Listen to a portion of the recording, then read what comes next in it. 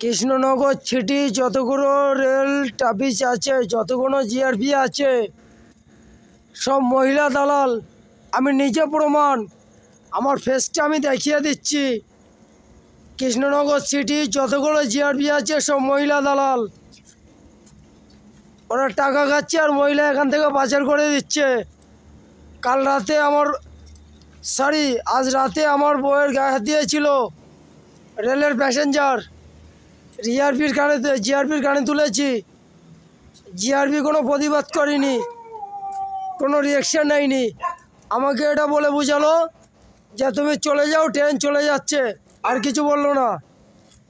তো Krishnanagar city railway station যতগুলো GRP আছে সব মহিলা দালাল। কারোর ক্ষমতা থাকলে আমার মতো বাপের বেটা হলে সামনাসামনি এসে প্রতিবাদ করো। আমি দেখতে চাই কে কতটা মরদ আছে।